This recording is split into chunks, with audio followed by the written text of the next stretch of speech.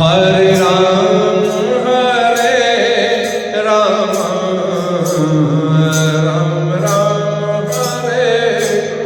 Hare Hare.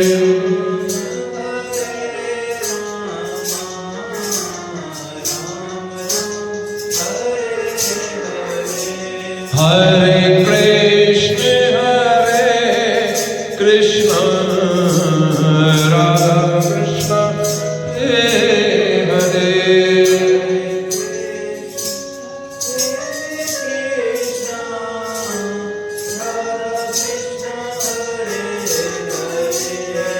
Hare Ram, Ram Ram, Hare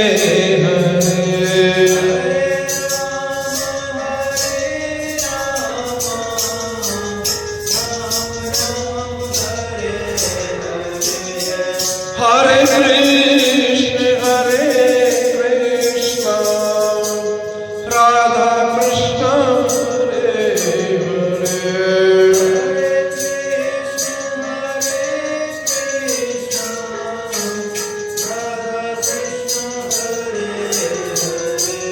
Hare Ram, Ram Ram, Hare Hare Krishna,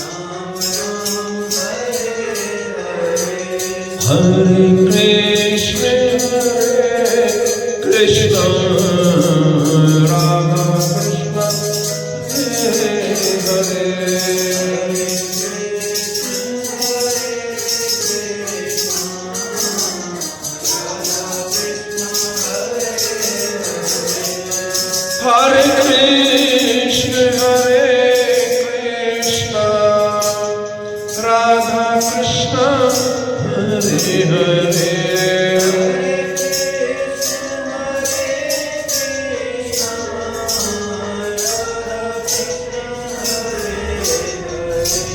Hare Ram, Ram Ram, Hare Hare.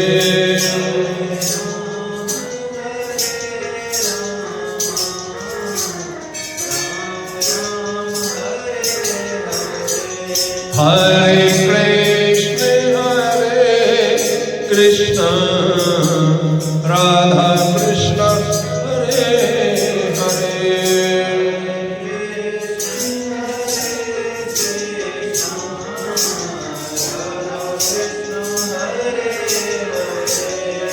Hare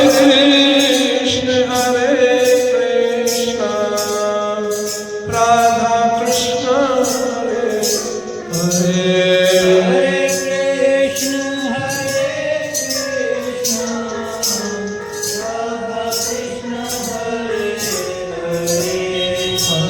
Ram, Hare Ram, Ram Ram, Hare Hare. Hare Ram, Hare Ram, Ram Ram, Hare Hare. Hare Ram, Ram Ram,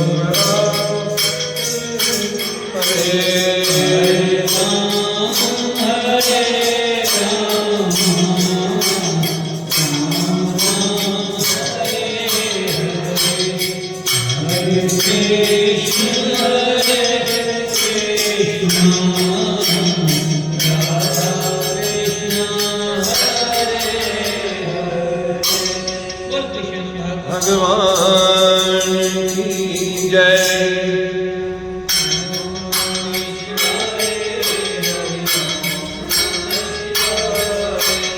ओम नमः शिवाय, हरि ओम नमः शिवाय।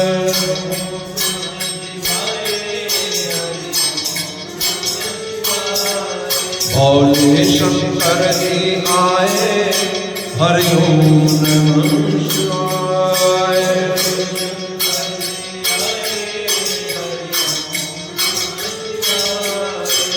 पार्वती संग लाए, हरि ओम नमः शिवाय।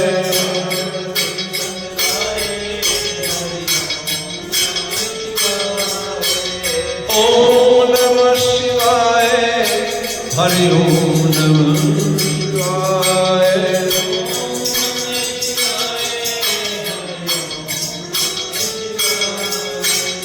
ओम नमः शिवाय, हरि ओम नमः शिवाय।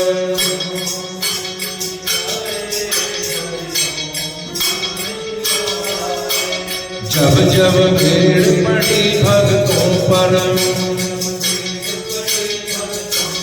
जब जब भीड़ पड़ी संतन पर,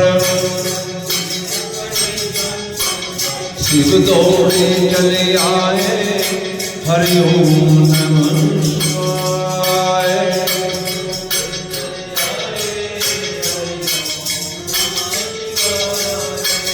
हरि नंगे पाँव आए, हरि ओम नमः शिवाय।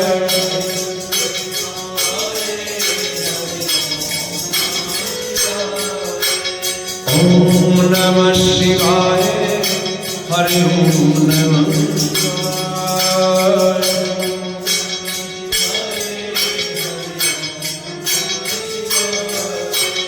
ओम हरि ओम नमः शिवाय। भगवान की जय।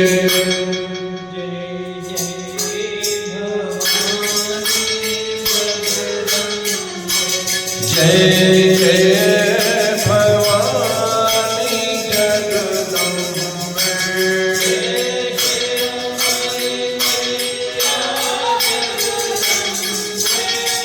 जय श्री रामनी मैया जगदम्बे।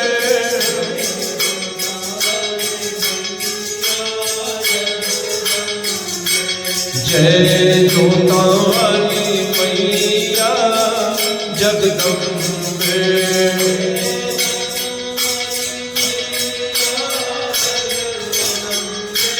जय लाटा वाली मैया जगदम्बे।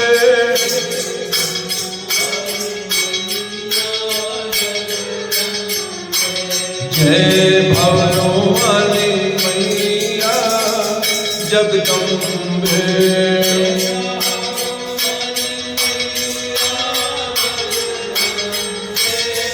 जय पहाड़ों वाली मैया जगदम्बे।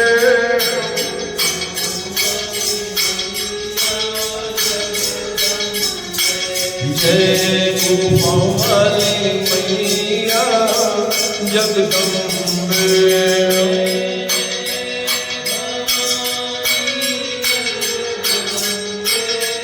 जय जय भवानी जगदम्बे।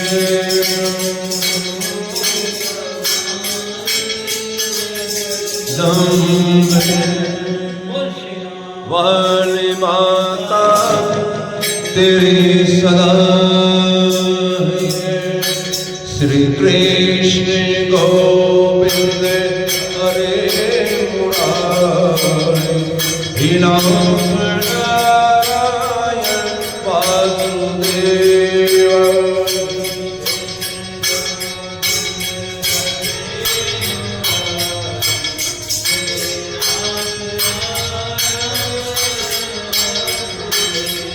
श्री राधा कृष्ण गोविंद हरे मुरारी। हे नाथ नारायण वासुदेव।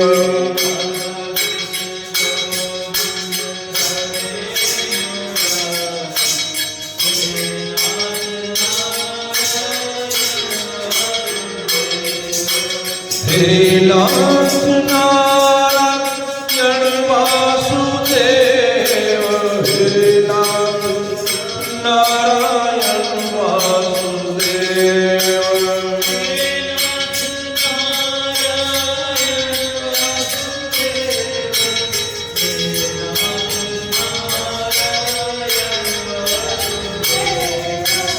श्री कृष्ण गोविंद हरे मुरारी हे नाथ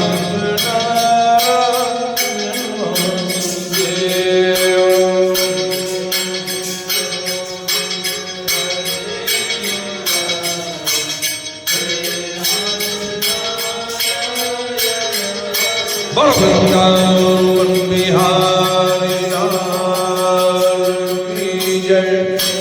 गजानन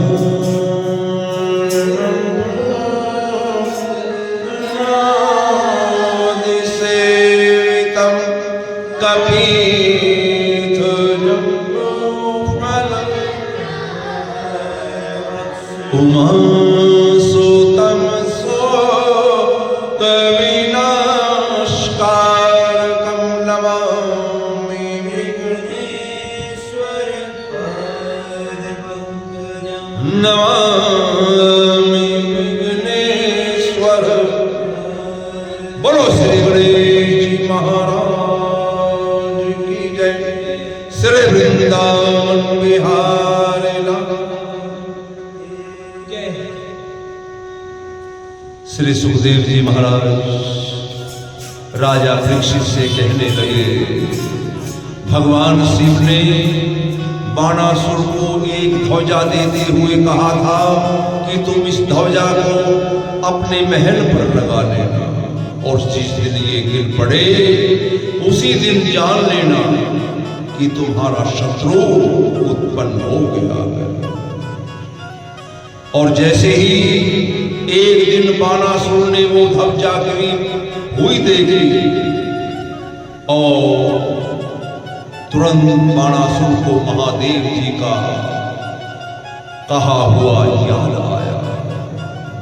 बाणासुर बड़ा प्रसन्न हुआ और कहने लगा कि ध्वजा गिरने से अब मुझे मालूम होता है कि मेरा शत्रु उत्पन्न हो गया है। बाणासुर के ये वचन सुनकर एक चौकीदार जो साथ ही खड़ा था वो हाथ जोड़कर विनय करते हुए बोला, हे पृथ्वीनाथ, राजकन्या उषा के महल में कई दिनों से एक पुरुष के हंसने बोलने की आवाज मैं सुन रहा हूं, पर मैं ये नहीं जानता वो कौन है और किस राह से उषा के महल में पहुंचा। ये सुनते ही बाणासुर क्रोधित हुआ और हाथ में शस्त्र लेकर दबे पांव धीरे धीरे अपनी बेटी उषा के महल में पहुंच गया।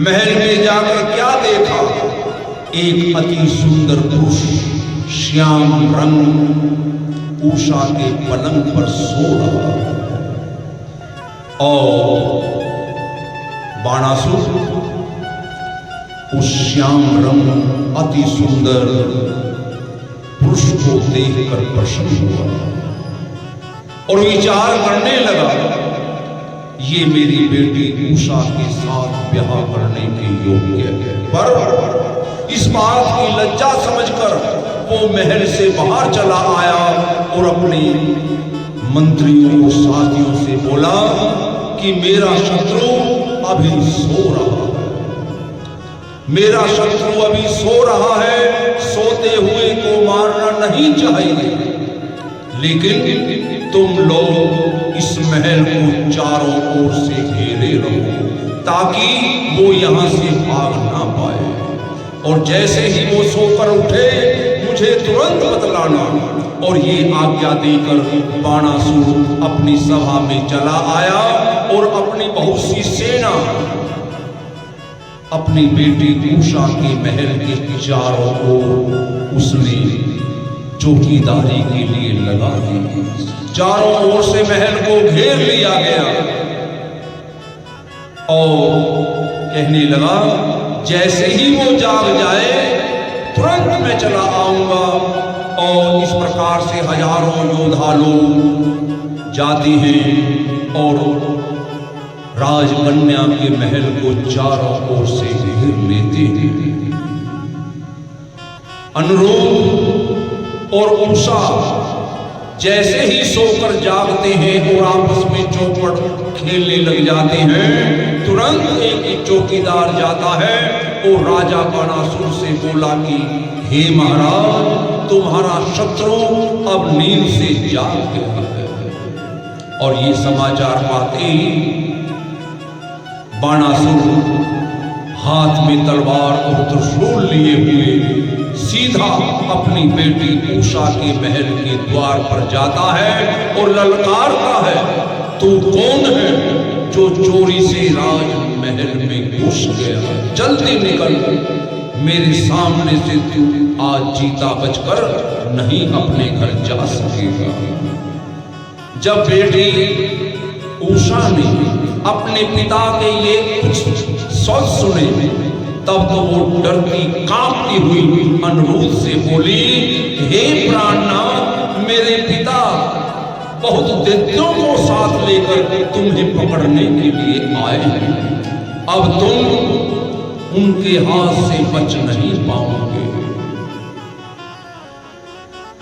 उषा की ये बात सुनकर अनिरुद्ध ने कहा, तुम धैर्य रखो, तुम धैर्य रखो हे प्राण प्यारी, तुम देखती रहना, मैं क्षण भर में इन सभी दैत्यों को मार डालूंगा। और ऐसा कहकर जैसे ही अनिरुद्ध जी ने कुछ मंत्रों का उच्चारण किया, तुरंत एक बहुत बड़ा पत्थर उनके सामने आ गया।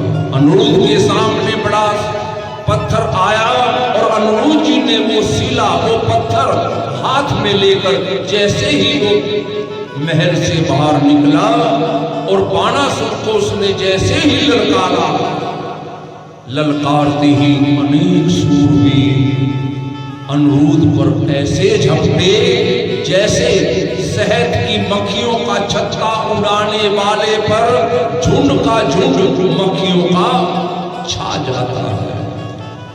बाणासुर की आज्ञा पाकर सब दैत्यों ने अपने अपने शस्त्र अनिरुद्ध पर चलाने आरंभ कर दिए। तिन्हें कोपे तभी महाबली अनिरुद्ध उनसो योधान सो भयो परस्पर युद्ध। बाणासुर की आज्ञा से अनिरुद्ध पर जो भी दैत्य लोग शस्त्र चलाते और अनिरुद्ध अपनी उस शिला से उनको ऐसी चोट पहुंचाते कि कई मर जाते और कई घायल होकर भाग जाते। देखते देखते क्या हुआ, जितनी भी बड़ी सेना वहां पर एकत्रित थी वो गायब हो गए। बाणासुर ने जब देखा ये पुरुष महाबली है, इसने मेरी समस्त सेना को मारकर भगा दिया है, तुरंत बाणासुर ने नागपाश जो महादेव जी ने उसे दिया था उसे अनिरुद्ध पर फेंक दिया और अनिरुद्ध को फंसा लिया। और उस तरह बांधे हुए अनिरुद्ध को बाणासुर अपनी सभा में ले आया और कहने लगा, अरे बालक, अब तेरे प्राण बचने वाले नहीं, बुला कौन तेरा सहायक है जो तेरी रक्षा कर सके। बाणासुर के ये शब्द सुनकर अनिरुद्ध ने विचार किया, मैं अपने बल से अगर इस नागपाश को तोड़कर बाहर निकल गया तो भगवान शिव का दिया हुआ ये यंत्र भगवान शिव का इससे अपमान होगा, इसलिए मुझे दुख ही उठा लेना चाहिए। महादेव जी का वचन झूठा नहीं करना चाहिए। जो परमेश्वर की इच्छा होगी वो अवश्य निर्भर है। इधर अनिरुद्ध अनेक विचार कर रहा था, उधर बाणासुर की बेटी उषा को जब ये समाचार मिला कि अनिरुद्ध को नागपाश में बांध लिया है, तो तुरंत उसने चित्ररेखा से कहा, हे सखी, आज मेरा जीना धिक्कार है, जो मेरा प्राण प्यारा दुख उठाए और मैं यहाँ सुख से रहूं, मेरे प्राण निकल जाए यही अच्छा है। और ऐसा कहकर उषा जोर जोर से रोने लगी, अति विलाप करने लगी।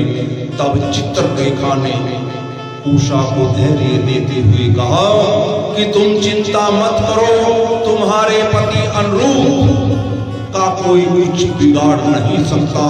तुम देखना, कन्हैया बलराम यदुवंशियों को साथ लेकर अब शोणितपुर में आएंगे, समस्त दैत्यों को मारकर तुझे अनिरुद्ध सहित द्वारिका में ले जाएंगे। जिस राजकन्या को अनिरुद्ध ने चाहा है वो अवश्य में द्वारिका में जाएगी। अनिरुद्ध उन्हीं श्री कृष्ण भगवान का पोता है, जो कुंडनपुर से शिशुपाल व जरासंध आदि बड़े बड़े प्रतापी राजाओं को जीतकर राजा भीष्म की बेटी रुक्मिणी को हर ले आए थे। और ये बात चित्ररेखा की सुनकर उषा को धैर्य हुआ और बोली, हे सखी, अपने प्राणनाथ को इस समय नागपाश में बंधे हुआ देखकर मेरा कलेजा जल रहा है।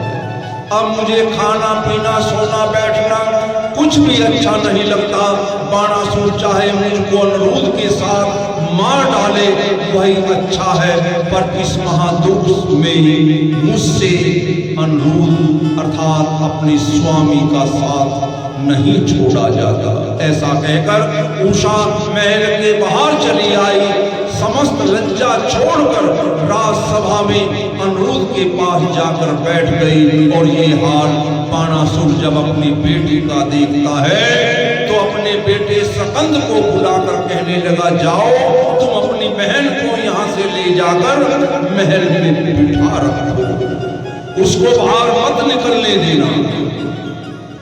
बाणासुर का बड़ा बेटा सकंद अपनी बहन उषा को के पास जाता है और क्रोध भरे शब्दों में बोला कि तूने लोक लाज छोड़कर अपने माता पिता का नाम मिट्टी में डुबो दिया।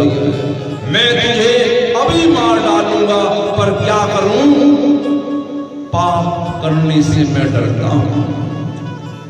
बहन उषा ने अपने भाई से कहा, हे भाई, जो चाहो सो कर लो। मैंने पार्वती जी के वरदान से ये पति पाया है, अब इनको छोड़कर मैं दूसरे के साथ विवाह नहीं करूंगी और ये कलंक मैं अपने ऊपर नहीं लगने दूंगी।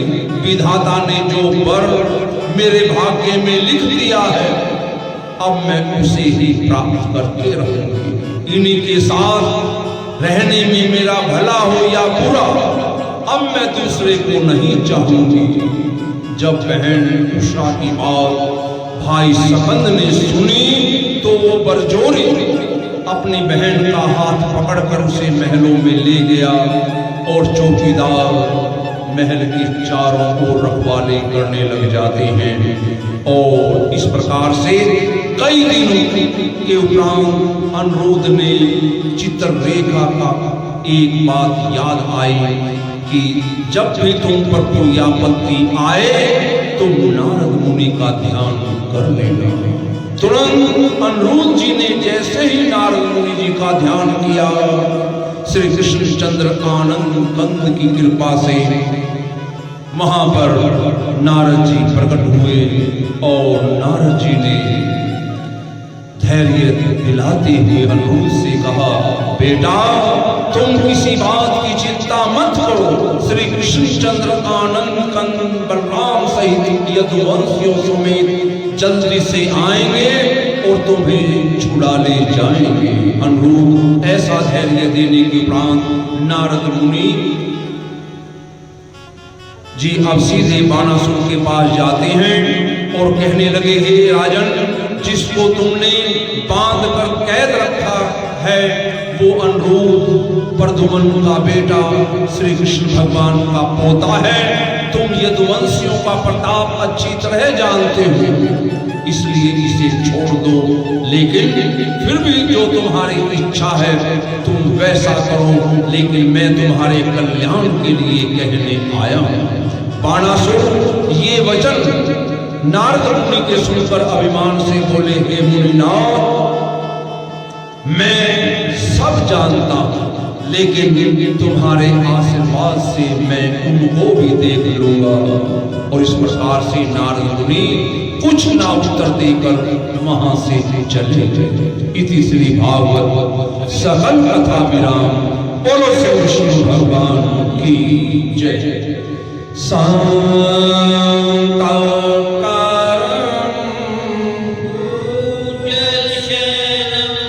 पद्मनाभं सुरेशं विश्वाधारं मे वर्णशुभांगं श्रीलक्ष्मीकान्तं कमलनयनं योगिभिर्ध्यानगम्यं वन्दे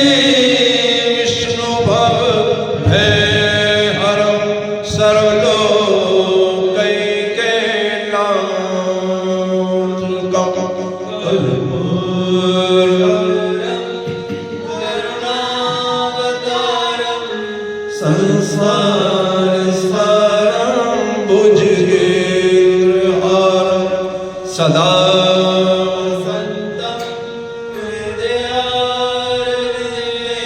भवं भवानी सहितं नमामि।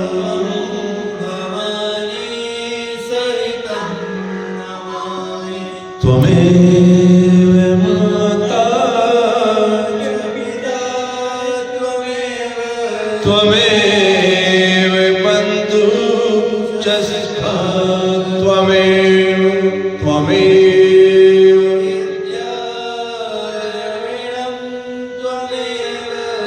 त्वमेव सर्वं मम देव।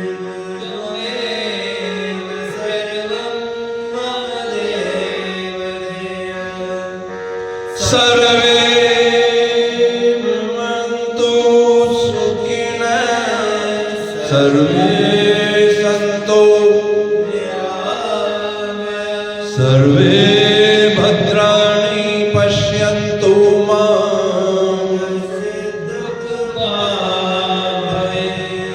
धर्म की जय हो, धर्म का प्राणियों में विश्व का गौ हत्या सनातन धर्म की जय।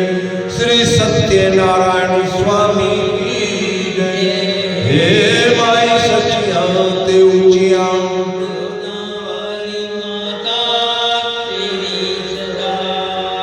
श्रीमद् भागवत महापुराण की जय। श्री सुखदेव जी महाराज की जय। बोलो वीर बजरंगी।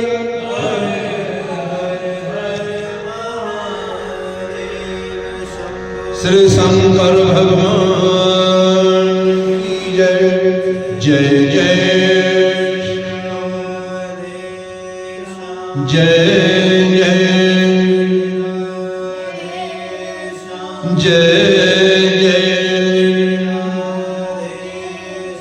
ओम त्र्यंबकं यजामहे सुगन्धिं पुष्टिवर्धनम् उर्वारुकमिव बन्धनात् मृत्योर्मोक्षयेमामृतात्। ओम त्र्यंबकं यजामहे सुगन्धिं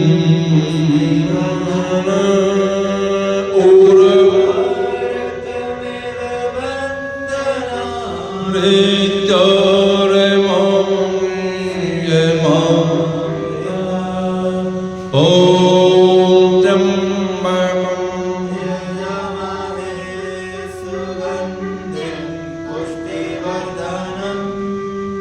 बोले